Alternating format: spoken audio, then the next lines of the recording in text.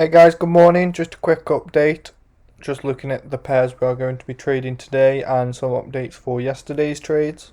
So starting off with gold, we caught a lovely buy position on this yesterday and overnight, with our first take profit being at 1995 and second take profit around 2002. So we cleared both of them. Entry around 1985 mark. So at the minute I'm just waiting for price action to develop a little bit. You can see here we've just touched this liquidity zone here where it's had two touches previously but didn't manage to break through. We did have a little bit of a break of structure here, however the candle has started to pull itself down and it hasn't quite closed above yet.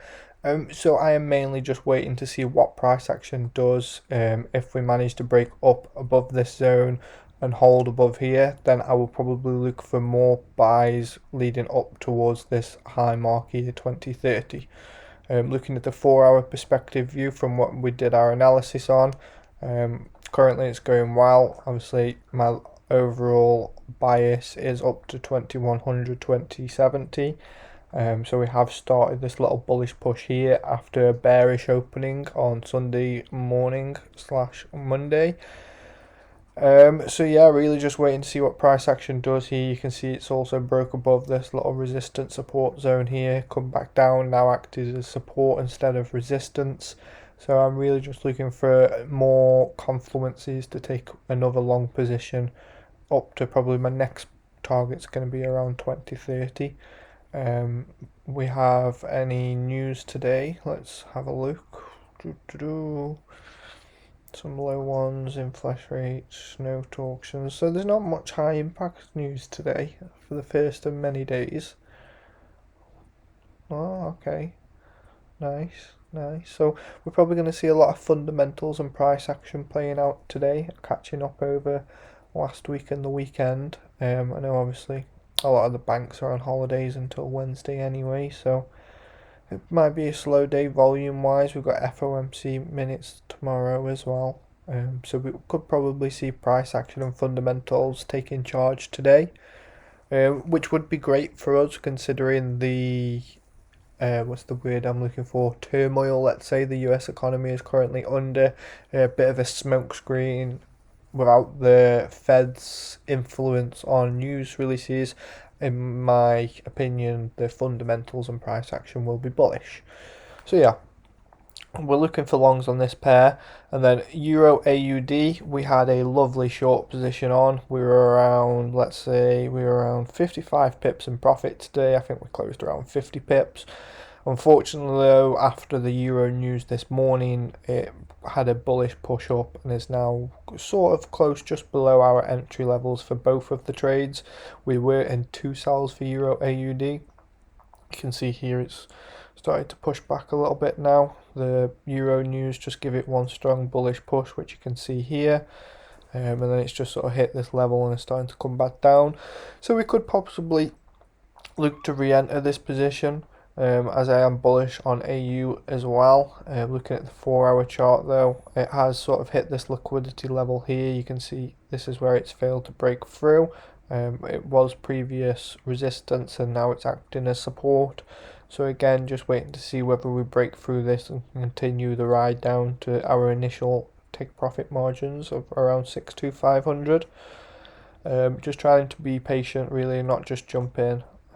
Make sure we get the right entries, because the last thing I want to do is jump in now and price to chase back up to this top high here again, because as you probably remember the other day, we entered, just as we entered, price comes scoring up, touched this, I think it was this one here, or this one, I think it was this one here, yeah, this one here. We had 3 touches and I was like, right, okay, let's jump on a sell, and then price, as soon as we entered, it came back up to touch this weak high here.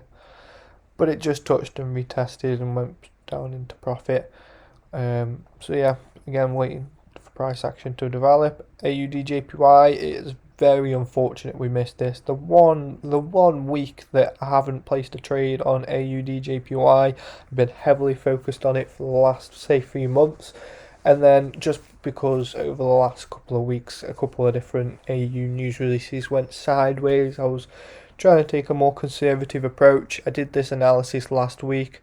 Oh, What am I dragging there? I did this analysis last week, identified that we had broken out of a bullish channel, created a bearish flag, and that we could see some bullish momentum up to the 89 level. And we did exactly just that. Exactly just that.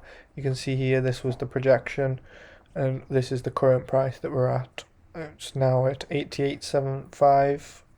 But we did reach 89, so we did miss out on a great buy opportunity for AUDJPY, which is unfortunate. So now at the minute I'm just looking to see if price respects this level here and is going to come back down to here, or if we are going to in fact see a little bit of a range bound motion and price to continue and make its way up to this 100% at 90 mark, which wouldn't be surprising considering the weakness for the JPY at the moment. I can see that bottoming out. And then for today's upcoming trades, I am looking at NZDUSD, a little bit of a tongue twister there. I just started having a quick look at it. I'm looking at a possible short position. I know obviously currently we're down here 622.01. I am looking for price to actually though come up to around this level here, to where I would look for an avid sell position, say around here at the top of this level here, which is support and resistance.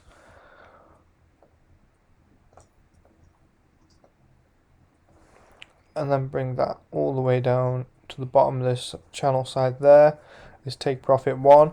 But then if I go into the daily time frame, we could also have a longer take profit 2, because as you can see here, we have another range of purchases here and a buy side here.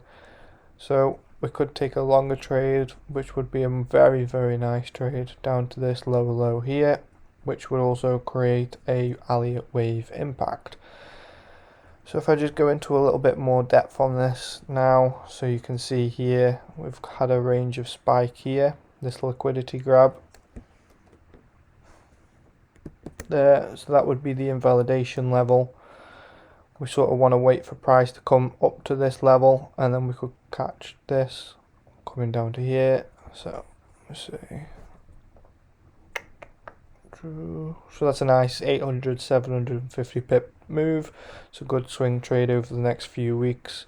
You can see here we were in a strong bullish trend from October pretty much up until December, and we had a little bit of a pullback, and then it created a higher high in February, and then we broke now below this bullish trend and sort of creating our own bearish momentum. Price failed to break above this invalidation level, showing me possible pivot point down to the downside. So we could catch a little short intraday trade possibly to the top side of this channel, which is a nice 120 pip trade, and then wait for price action to develop around this area to catch a short down to here. So that's the swing trade that I'm looking at over the next probably week or so. I'm not going to go into too much detail with my analysis because my dog's crying for taken out for her morning poo. But yeah, so these are the pairs that I'm currently looking at the moment. If I swap into a smaller time frame for NZDUSD, you can see here, oh, I'm still on the lines. It's a nice long morning video for you guys anyway. Yeah, so you can see here we are sort of in a bearish downtrend at the moment. So for the long position, even up to the top side of the channel, I would wait for it to break above this line here, maybe even get to this 75% zone, come back, retest this line, buy up to the top of the channel, wait for price action to develop, bish bash bosh. So yeah, that's really it for today. These are the 4 pairs that I'm mainly looking at. I am also going to have a look at NASDAQ, as I did see a possible short position on that leading up, so I will post analysis on that leading up to this afternoon, and also when any of my entries align. Yeah, have a great day guys, and I will update you guys soon.